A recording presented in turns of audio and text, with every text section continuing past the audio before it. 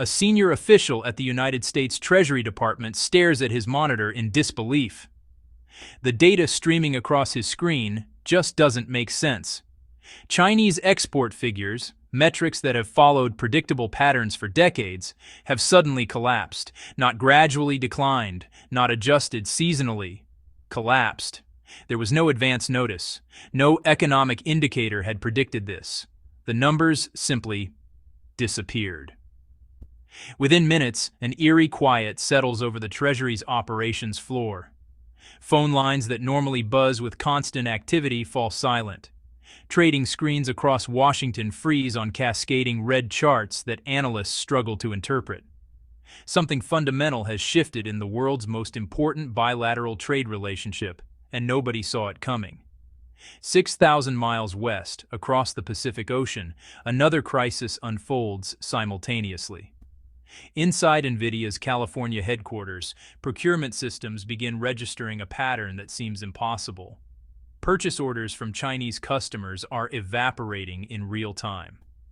It's as if someone reached into the company's databases and systematically deleted an entire market. Jensen Huang, Nvidia's visionary founder and CEO, would later describe the moment with stark clarity during an emergency investor briefing. Our market share in China dropped from 95% to absolutely nothing. I cannot fathom how any rational policymaker could view that outcome as beneficial. Back in Washington, Treasury Secretary Scott Bessent rises from his desk. He signs an emergency economic order that historians may one day mark as the inflection point. The instant when the world's largest free market economy began operating under fundamentally different principles. In that signature, decades of economic orthodoxy gave way to something unprecedented in modern American capitalism. This is the story of how we got here, and more importantly, where we're heading. To understand what's happening right now, we need to talk about materials most people have never heard of. They're called rare earth elements, and despite their exotic name, these minerals are embedded in virtually every aspect of modern life. They're inside the wind turbines generating renewable energy. They power the electric vehicles reshaping transportation. They enable the smartphones connecting billions of people. And critically, they guide the missiles defending nations. These elements aren't particularly rare in geological terms. They exist in deposits worldwide. The challenge isn't finding them. It's what comes next. Here's where the story gets complicated. Over the past 15 years, China's direct share of global rare earth mining has actually decreased. In 2010, Chinese mines produced roughly 99% of the world's supply. By 2020, that figure had dropped to approximately 68%. Countries like Australia, the United States, and Myanmar began extracting their own deposits. Problem solved, right? Not even close, because there's a critical distinction between mining rare earth ore and refining it into usable materials. And in refining, the complex, expensive, environmentally challenging process of transforming raw ore into the purified compounds that actually power technology, China's dominance hasn't decreased. It's calcified. Data compiled by Bloomberg's Commodity Research Division, cross-referenced with assessments from the United States Geological Survey, reveals an uncomfortable truth. Between 90 and 95% of all rare earth refining still happens within China's borders. Not mining, refining. The step that actually matters. This means that even when Australia extracts rare earth ore from its own territory, or when American companies dig up deposits in California, those raw materials must typically be shipped to processing facilities in China. Without Chinese refining capacity, that ore remains essentially worthless, like crude oil without refineries. Western companies have spent billions trying to break this stranglehold. The results have been sobering. Take Lynas Rare Earths, an Australian company that represents one of the West's most serious attempts at building independent supply chains. With backing from the Pentagon and substantial Department of Defense contracts, Lynas began constructing a heavy rare earths processing facility in Texas. The project was supposed to demonstrate that profitable refining outside China was achievable. Instead, it became a cautionary tale. Initial cost projections have tripled. Environmental compliance requirements in the United States demand more than 100 separate regulatory approvals, each one adding months of delays and millions in expenses. Perhaps most damaging, Linus has struggled to secure long-term purchase agreements from customers. Without guaranteed buyers willing to commit to multi-year contracts, private investors won't provide financing. The economics are brutal. Every ton of separated rare earth oxide produced in American facilities costs approximately 3 times what Chinese refiners charge, according to a June 2025 report from the Department of Energy. That cost gap isn't a temporary imbalance that markets will correct. It's structural, built into decades of Chinese investment in refining technology, economies of scale, and environmental regulations that differ dramatically from Western standards. This creates an impossible dilemma for policymakers in Washington. Option 1. Impose tariffs on Chinese refined rare earth products, which would immediately spike costs throughout American manufacturing and potentially make domestic production even less competitive. Option 2. Continue importing from China and accept permanent strategic vulnerability in materials essential to national defense. For months, this debate remained confined to closed-door meetings between Commerce Department officials, Pentagon strategists, and industry representatives. Then September's trade data arrived, and the discussion suddenly became urgent. A senior Commerce Department official, speaking to Reuters under condition of anonymity, acknowledged what many had feared. Processing bottlenecks represent our single greatest vulnerability in strategic materials. We can extract ore domestically, but we remain dependent on Chinese refining for actual usable products. The official continued with a statement that cuts to the heart of the issue. People call this protectionism. I call it dependency with better marketing. At the center of this escalating storm stands President Donald Trump, who has consistently maintained that tariffs make America stronger and more independent. At a recent press briefing, surrounded by economic advisors, he declared, "We're in a position of tremendous strength because of tariffs. These measures protect American workers and American industries." It's the same fundamental argument he's been making since the first trade war with China began during his previous term. But 6 years later, what do the numbers actually show? The Peterson Institute for International Economics, a nonpartisan research organization, estimates that cumulative U.S. tariffs have increased average import costs by approximately 12% since 2023. Meanwhile, America's trade deficit, the gap between what the country imports versus what it exports, has continued expanding. Last year, it exceeded $1.2 trillion, the widest margin in recorded history. The tariffs were supposed to reduce that gap by making American-made products more competitive. Instead, the deficit grew. Why? Because tariffs tax American consumers and businesses buying imported goods. They don't automatically create domestic alternatives. But the challenges run even deeper than fiscal arithmetic.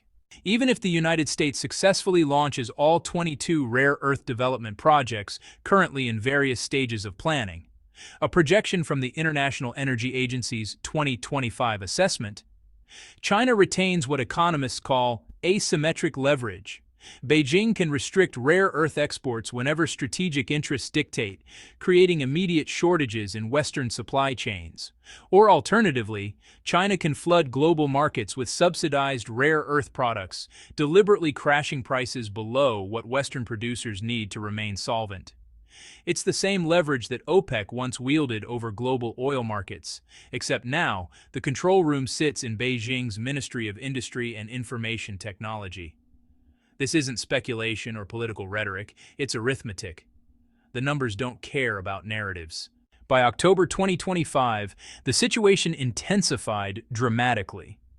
China's Ministry of Commerce announced new export licensing requirements for specific magnet-grade rare earth oxides: neodymium, praseodymium, and dysprosium. These aren't obscure materials. They're essential to electric vehicle motors, industrial robotics, and precision guidance systems in advanced weaponry. The announcement was carefully calibrated. In structure and scope, it mirrored the semiconductor export restrictions the United States had imposed on China roughly 1 year earlier. From Beijing's perspective, this represented symmetrical reciprocity, what the Chinese government characterized as fair retaliation. From Washington's viewpoint, it looked like economic coercion designed to punish American technological leadership. The consequences materialized rapidly. American semiconductor companies, already struggling under the weight of Chinese counter-restrictions, suddenly faced a compounding crisis. Not only were they losing access to the world's second-largest chip market, they were now potentially losing access to the refined materials necessary to manufacture chips in the first place. Jensen Huang's September comments to investors, reported extensively by the Wall Street Journal, captured the frustration. Nvidia went from commanding 95% market share in China to literally zero revenue. I cannot imagine any rational policymaker believing that outcome benefits American interests. Nvidia has now completely written off China in its financial forecasts, assuming zero contribution from a market that was generating billions in annual revenue just 18 months ago. While Huang stopped short of directly criticizing White House policy, the implication was unmistakable. American export controls are forcing U.S. technology companies out of their fastest-growing markets, potentially ceding long-term innovation leadership. Meanwhile, the vacuum created by Nvidia's forced exit is being filled at remarkable speed. Huawei Technologies, the Chinese telecommunications giant once crippled by American sanctions, is now ramping up production of its Ascend 910 series AI chips. According to data reported by the Financial Times, citing industry sources familiar with Huawei's manufacturing plans, production volumes are expected to double from approximately 300,000 units in 2025 to 600,000 units next year. This isn't symbolic substitution, it's structural replacement happening in real time. Every Ascend chip that Huawei sells domestically represents one that Nvidia can no longer supply. Each sale shifts not just revenue, but research capacity, engineering talent, and innovation momentum eastward. The long-term implications for American technological leadership are staggering. This is precisely where the rare earth crisis and the semiconductor crisis merge into a single systemic vulnerability. Modern chip fabrication depends absolutely on rare earth magnets. They're integral to lithography systems that pattern microscopic circuits. They're essential in cooling units that prevent equipment from overheating. They enable the precise wafer handling robotics that move silicon through manufacturing processes. Without refined rare earth materials, advanced semiconductor production simply stops. Taiwan's Semiconductor Manufacturing Company, TSMC, the world's most advanced chip fabricator and the company that manufactures Nvidia's cutting-edge processors, relies heavily on Chinese-processed rare earth materials throughout its equipment supply chain. If Beijing slows or restricts those shipments, disruptions could cascade through American semiconductor supply chains within weeks. One senior TSMC executive, speaking to Nikkei Asia on condition of anonymity, offered a blunt assessment. We can diversify labor, we can reallocate capital, but we cannot diversify chemistry. Some dependencies are non-negotiable. That's the uncomfortable truth that rarely surfaces in policy debates. Economic independence sounds compelling in political speeches, but the physical reality of global supply chains is vastly more complex. Let's pause here, not for reflection, but for recalibration. If China controls the essential midstream inputs in critical supply chains, and the United States controls tariff policy, what happens when both countries pull their respective triggers simultaneously? The logic begins to loop back on itself in paradoxical ways. Tariffs increase costs for American manufacturers. Higher costs discourage domestic production since profitability margins shrink. Production shortfalls empower the very suppliers being punished through restrictions. Economic deterrence transforms into economic dependence under a different label. The circular logic becomes inescapable. The more aggressively America tries to decouple, the more leverage China gains in the remaining areas of interdependence. The White House insists this cycle can be broken through aggressive industrial policy. And that's where Treasury Secretary Scott Bessent enters the narrative with what might be the most significant economic policy shift in modern American history. On October 11, 2025, during a televised briefing covered extensively by Bloomberg, Bessent unveiled what he termed a strategic market stabilization framework. The bureaucratic language obscures a genuinely historic transformation in American economic governance. The United States government, Bessent announced, will establish price floors for critical minerals and potentially other strategic industrial inputs.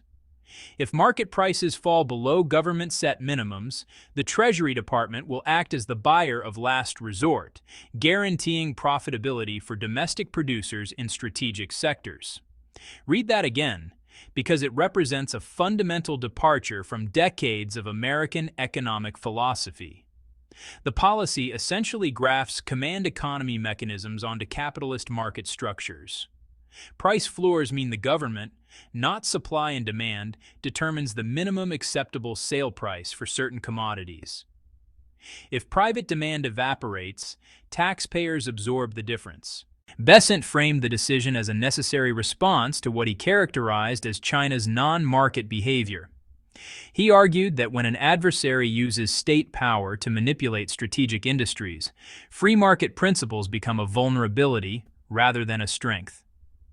Critics immediately pushed back. Randall Krossner, a former Federal Reserve governor, told the Wall Street Journal that price controls in an inflationary environment risk amplifying imbalances rather than resolving them. The economic logic is straightforward. Artificially high guaranteed prices incentivize overproduction and waste, while taxpayers ultimately fund the inefficiency. But the administration believes it has no alternative. Internal estimates reviewed by Reuters suggest Washington could allocate up to $40 billion in forward purchase agreements to establish a strategic mineral reserve, essentially creating a stockpile similar to the Strategic Petroleum Reserve established during the 1970s oil crisis, but applied to metals like neodymium, terbium, and lithium. Bessent's allies describe it as pragmatic realism in the face of hostile economic competition. His opponents see panic poorly disguised as policy. Regardless of perspective, the implications are enormous. If the government locks in elevated prices, several predictable outcomes emerge. Producers expand output to capture guaranteed profits. Consumers facing higher costs reduce purchases. Inventories swell beyond demand. Economists call this misallocation. Investors call it subsidy arbitrage. Either way, efficiency suffers. And here's the question nobody in Treasury will answer directly. Which companies receive these lucrative government contracts? Politically connected mining firms could thrive while smaller refiners without Washington relationships collapse under unequal support. The potential for favoritism and corruption in a $40 billion program is substantial. Meanwhile, inflationary pressures add another dangerous layer. Producer price data from the Bureau of Labor Statistics shows industrial input costs already running 6% higher year over year as of September 2025. Adding state-mandated price floors risks embedding that inflation structurally into the economy. The irony is stark. A policy designed to stabilize prices could institutionalize volatility instead. Across the Pacific, Beijing watches these developments with carefully calibrated responses. Chinese state media has characterized American price controls as proof that free markets exist only in Western textbooks, not in Western practice. Yet, China itself has practiced virtually identical policies for years. Minimum purchase prices for rare earth concentrate, centralized procurement for strategic stockpiles, strict quotas on export volumes. The fundamental difference lies not in the policies themselves, but in how they're framed. When Beijing intervenes, it's called coordination. When Washington does it, it's labeled defense. Inside the United States, corporate frustration is mounting. American semiconductor executives and renewable energy company leaders have warned that government intervention could distort investment signals precisely when private capital is most critically needed. One CEO of a mid-sized battery materials company, speaking to the Financial Times on condition of anonymity, said bluntly, "We need demand certainty, not artificial price promises. Government guarantees don't create sustainable markets. They create dependency on subsidies." Yet financial markets react faster than policy debates. Shares of U.S. mining-focused exchange-traded funds surged 15% in the week following Bessent's announcement, proof that speculation values perceive stability more than ideological consistency. Still, the mathematics remain merciless. Building a genuinely independent domestic rare earth supply chain, from mining through refining to final manufacturing, could require a decade and over $100 billion in cumulative investment, according to International Energy Agency projections for 2025.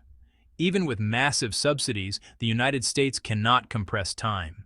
And in strategic industries, experience is the truly scarce resource. That experience currently resides in Chinese refineries stretching from Inner Mongolia to Jiangxi province, facilities built over decades with technological knowledge that cannot be quickly replicated. As each side doubles down, interdependence paradoxically tightens rather than loosens. China restricts exports to defend what it calls sovereignty. The United States restricts imports to defend what it calls industry. The result is mirrored protectionism feeding shared inflationary pressure. Consumers in both countries pay twice. First through tariffs, then through taxes funding compensation schemes. Economic logic bends under ideology's weight. Bessent, to his credit, acknowledges the risks, but frames them as unavoidable. In a CNBC interview archived October 15, 2025, he stated, "We're not abandoning market principles. We're reinforcing them against manipulation by state actors who never followed those principles to begin with. Whether that represents conviction or justification is subjective, but the admission itself is striking. For decades, Washington condemned price controls as the hallmark of failing states. Now, America embraces them in the name of resilience." Meanwhile, Nvidia's predicament crystallizes the larger strategic dilemma facing American technology leadership. U.S. innovation fundamentally depends on global demand to fund research, development, and the next generation of breakthroughs. Yet that global demand increasingly flows through Chinese technological ecosystems that American policy is systematically fencing off. According to analysis from Bloomberg Intelligence, Chinese artificial intelligence startups purchased approximately $7 billion worth of domestically produced chips in 2025, up from less than $1 billion just 3 years earlier. Every sale that Nvidia loses doesn't represent static market share. It becomes funding for Huawei's research and development. Market exclusion doesn't freeze competition, it redirects it. This feedback loop leads inexorably back to where we started. The refinery gate in Baotou. The export form stamped restricted. The emergency policy memo in Bessent's briefcase. Each decision answers one crisis while simultaneously breeding another. Tariffs defend independence but destroy profit margins. Export bans protect sovereignty but fragment supply chains. Price floors preserve industries but distort market signals. Every measure resembles a cure that mimics the disease it's meant to treat. We're left with a question neither Washington nor Beijing wants to confront directly. If both governments believe they're defending markets from manipulation, who's actually left defending the markets themselves? What we're witnessing isn't simply a trade dispute that will eventually settle into a new equilibrium. It's the unraveling of economic assumptions that have governed global commerce for generations. The post-1945 economic order was built on a foundational belief that economic interdependence would make conflict irrational, because damaging your trading partner would inevitably damage yourself. Mutual prosperity would ensure mutual peace.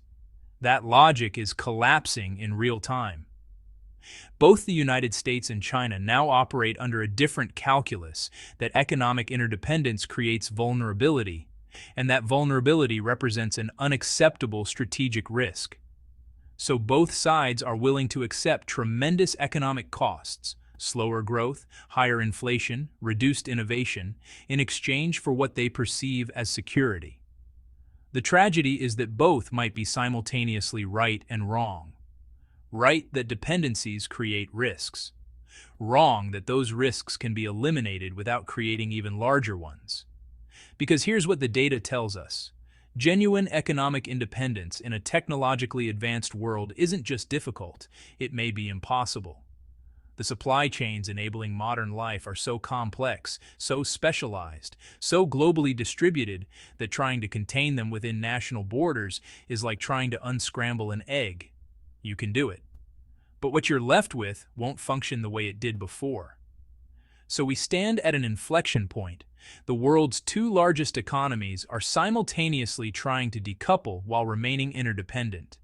They're competing for technological supremacy while relying on each other's innovations. They're protecting their markets while destroying the global market that made them prosperous. Economists call this a coordination failure. Historians might call it something else. The moment when the world decided that perceived security mattered more than shared prosperity. And the question we should all be asking isn't whether America or China will win this confrontation. It's whether, in the world they're creating through this conflict, winning even means what we think it does.